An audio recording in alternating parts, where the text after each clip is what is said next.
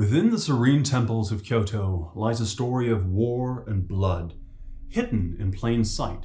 As you look upon the ceilings of the temples, you will see the imprints from the blood of hundreds of samurai in numerous shapes, remnants of a valiant stance and a final mission. This is the dark history of Kyoto, the Blood Trail Temples.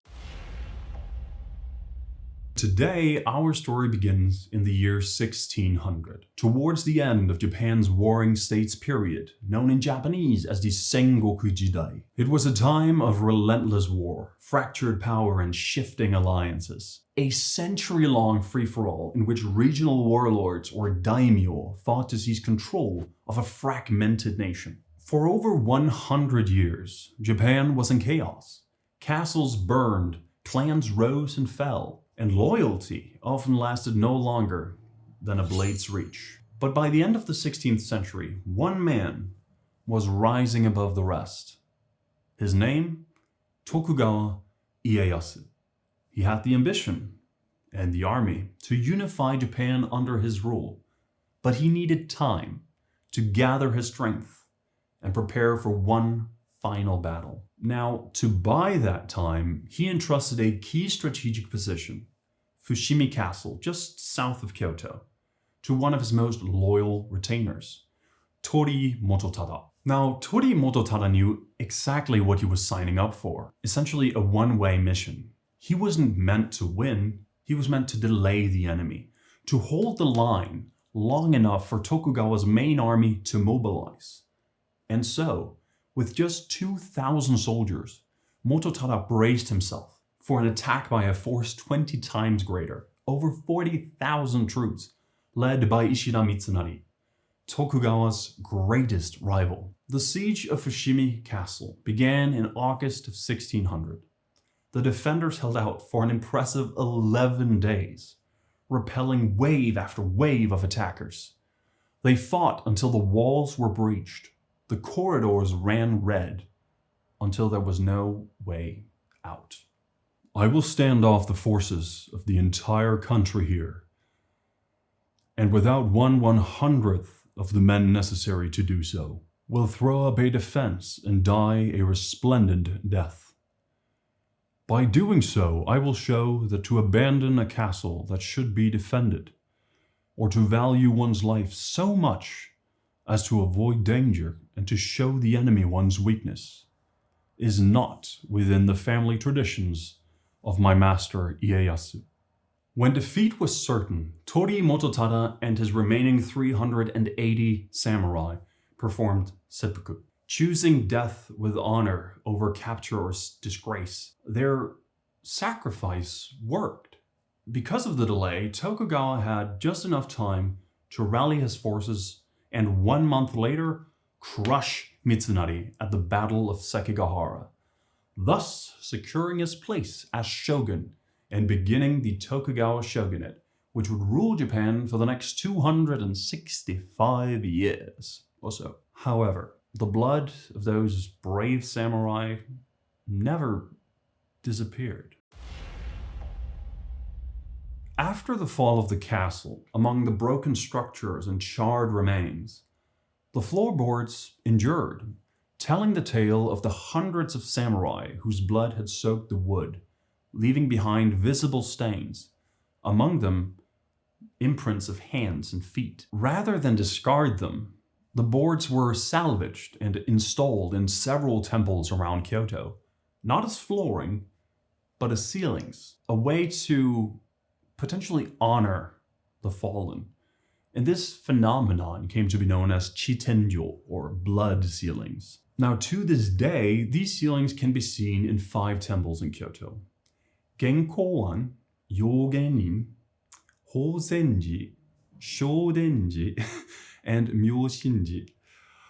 Now, each site offers a slightly different view of the same story. Traces of sacrifice suspended above worshippers and tourists alike. At Genkoan, a distinct footprint can be seen. At Yogenin, long streaks and hand-shaped smudges appear across the beams. Hosenin's ceiling appears quieter, but the discolorations and rough texture hint at the history embedded in its structure. Visitors often walking beneath, completely unaware. But unlike other relics of the past, protected in glass monitors, these ceilings are still part of the active temples today. In some, they are framed as spiritual memorials. In others, they are simply noted without much commentary. For some, this merging of sacred space and violent memory is unsettling.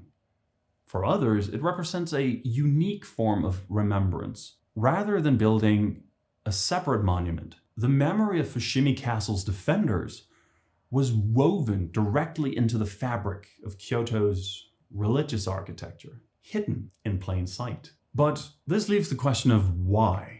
The use of blood-soaked floorboards as ceilings in religious spaces might seem shocking to some. But in the context of early 17th century Japan, the practice was shaped by potentially a combination of spiritual belief, practical necessity, and the shifting politics of memory.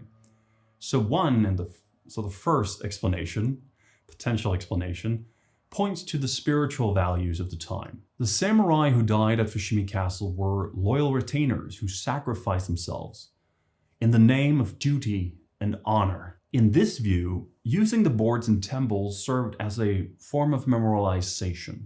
By installing them above worshippers, the fallen were, in a quite literal sense, elevated into sacred space. And it ensured that their loyalty would not be forgotten and that their spirits might find peace within the tranquility of the temples. Another potential explanation, a bit more pragmatic in nature, is that in the aftermath of the siege, the Tokugawa regime was consolidating its power and rebuilding. Resources were scarce, and so high-quality timber, even if it was stained with blood, you wouldn't waste it. So rather, it was repurposed, and over time, the visible stains began to attract attention and took on a new symbolic meaning. The third potential explanation is that it might have been politically motivated. So the Tokugawa shogunate owed its existence, in part, to the sacrifice at Fushimi. And so keeping that sacrifice visible, embedded in temples across the former capital, subtly reinforced the narrative of legitimacy. It reminded visitors and the population of the cost of order as well as the loyalty that it demanded. Now, regardless of the motivation, the result was the same, a unique and powerful fusion of the sacred and the violent. Today, Kyoto's blood-stained ceilings attract a mix of visitors. The experience is often unexpected. As a tourist, you walk through a quiet temples. You go through serene gardens, beautiful, peaceful, but then all of a sudden there's an unmistakable imprint of a bloody foot or a dark human-shaped stain above you, suspended in the rafters.